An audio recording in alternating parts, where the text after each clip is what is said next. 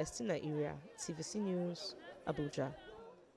Celestina joins me on the news tonight for more on this developing story. Celestina, based on the court record so far, I like that you walk us through the sequence of events that actually led from that social media post to Sowore's eventual arraignment. Okay, Nifemi, so Sowore was arraigned at the last adjourned date. Was rearraigned actually because he was arraigned last year on a 5-count charge, which was amended to 2 counts, and he was rearraigned at the last adjourned date. He took his plea, pled not guilty, and because he's already on bail, there was no need to go into bail. But his lawyer raised an issue concerning that they were not served with the witness statement on oath along with the charge. That is the witness statement of the prosecution witness, so they can also prepare their defense and prepare cross-examination of the prosecution witness. And that was why Justice Mohammed Umar at the last adjourned date ordered the prosecution to ensure that they serve the defendants with all the necessary processes so that when they come in today, trial can commence.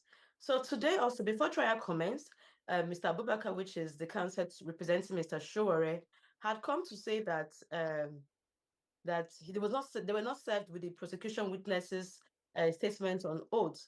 This was the same issue that was raised at the last adjourned date. But the court said that the court has proof of service. So, and that proof of service was produced by the prosecution to show that the order given by the court was obeyed. So the court showed the defendants and said, this is the proof of service. The prosecution has shown that they've served you with the necessary documents that you require. Before counsel to Mr. Sowore admitted, initially he said it was false, but later admitted and said yes, so they can proceed. So that's when they proceeded into trial. They called the first prosecution witness, who says that he works with the DSS at the Cyberspace Monitoring Unit, who then monitors social media platforms for 24 hours. And it's good to know that they are also watching out for any kind of post that will be inciting or caused unrest, which is part of his job description. And he was called in to testify today. While that was going on, also the prosecuting counsel noticed that Mr. Sowore was using his phone in court while proceedings is ongoing and the judge is sitting. So he raised that issue before Justice Umar that the defendant who is in the dock is actually using his phone, and the judge ordered that the phone be tendered, be dropped with the lawyer representing Mr. Sowore.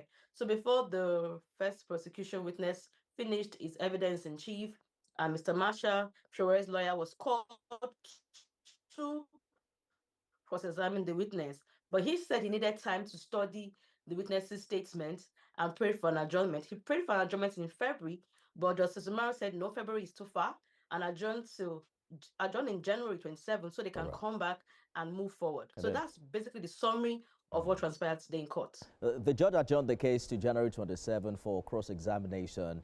He declined a longer adjournment. Should we anticipate an accelerated hearing on this matter? Most definitely, because gone are the days where issues like this take longer time. It's best to decide the case one way or the other so both parties can know their fate. Is either the prosecution gets the justice they deserve, and Sowore also, if the court decided on the order, if he's not found culpable or liable, then he be let go. Because I also believe that the modus of the trial, which is how the trial will commence, would have been given to both parties on how many days you can take to present your case, and also how many days Mr. Sowore can also take to defend his own case. But usually criminal trials like this, we expect to see 1 or 2 hurdles, which may also lead to him filing a no case submission. We don't want to preempt, but want to just wait and see how the trial takes turn, and the questions that Mr. Marshall, which is Sowore's lawyer, will be asking the defendants, the prosecution witness, at the next adjourned date. You know, Mr. Sowore isn't new to confrontations with state authorities. He has a rich history in this regard. I guess we'll see how this plays out in the coming days. Senior correspondent Celestina Iria, good to see you. Thank you. The National Judicial Council has recommended 14 candidates to President Tinubu for appointment as judges of the Federal High Court. The council, at its 100